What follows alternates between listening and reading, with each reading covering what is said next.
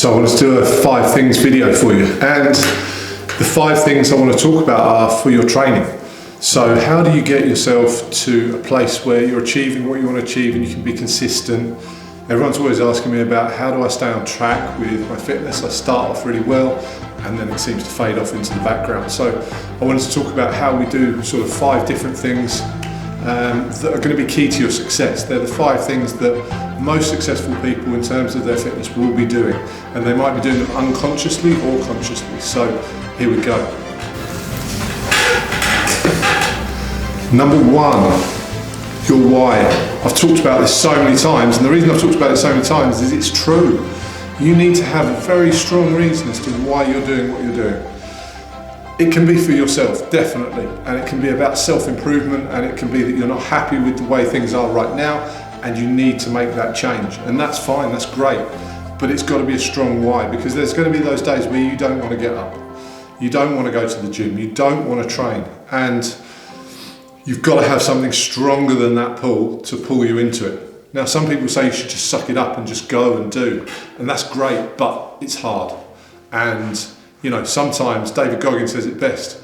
If you don't follow him, he's great for motivation, but he said sometimes he'll stand there and stare at his running shoes for half an hour before he finally gets them on and goes out and does it, but he still goes out and does it because his why is strong. If you know his story, then that will resonate, okay? So you need to make sure you've got that why, okay? Get it dialed in, get it written down somewhere. It doesn't have to be public.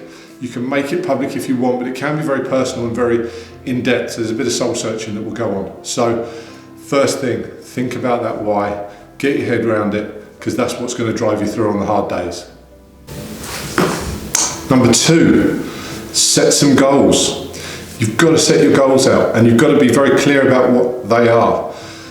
I would advise not setting too many goals. I think you need to set yourself one very strong goal connected to your why that we talked about on the first rule, or the first key to success, and make your goal related to that and how you're going to get to that.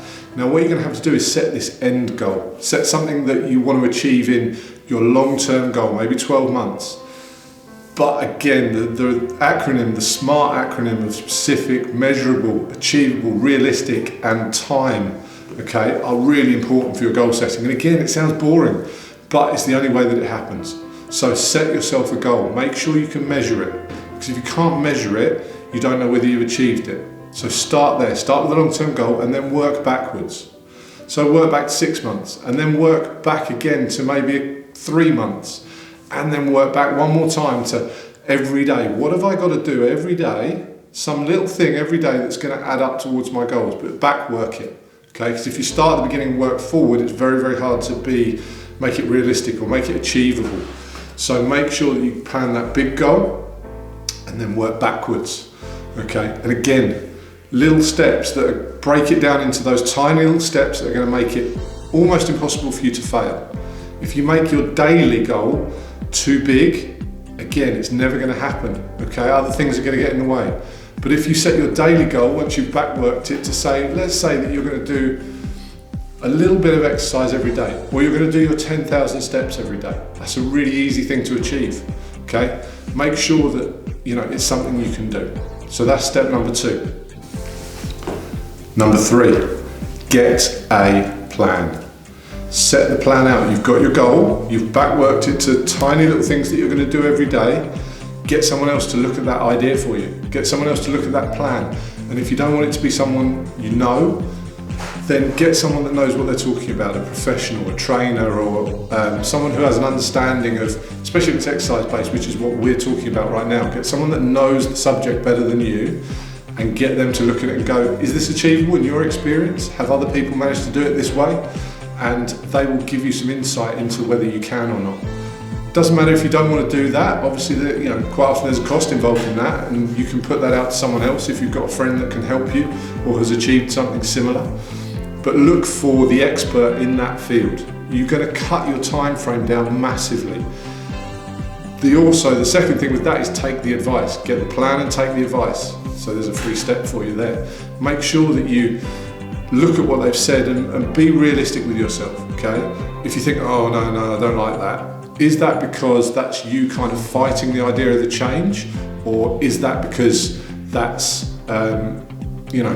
something realistic and that you're not sure about and you're scared of the unknown? That's also a big factor I find with people, is that they get a plan given to them by someone and they're scared of the unknown, and so they take bits out of it. If you've sought a professional's help with it, do the plan, okay? So first of all, get the plan done, whether you write it and get someone else to look it over, or you get somebody else. Again, do your research and then follow the plan and stick to it. So the next rule is, don't get disheartened. Don't be too hard on yourself. You need to come at things with motivation, you need to come at them with your why, and you need to come at them with some resilience in terms of not giving up. And the big thing is, don't get disheartened. Don't throw the baby out with the bathwater. You are going to have slips, trips, falls, where you don't quite make your goal. You don't quite make that daily average that you're trying to do. But always just try to get there as much as you can. You need to do the work, and there's no getting away from that. Okay, that's the realistic thing. You can't get away from doing the work. However, we're all going to find times where something really genuinely does block us. And what you've got to analyse afterwards, when you sit down at the end of the day and go, I didn't get what I wanted to get done today. That's fine if you can analyse why that happened. Okay, why did I not make it? Was it because of something I didn't do? Was it because I chickened out of my workout? Happens to us all. Was it because this thing came up and I could not avoid doing it, and it has wiped out my entire day for whatever reason? Okay, so think about it from that point of view, but always sit down and look at it afterwards and be honest with yourself. There's so many days where I sit down and go, chickened out of that workout. But as long as I turned up to do it, as long as I got there and I did something, even if I chickened out of a little bit of it, or I was just too tired, or I still went there and did what I could. So that's what you've got to analyse, and be honest with yourself, okay? Don't be too hard, but be honest.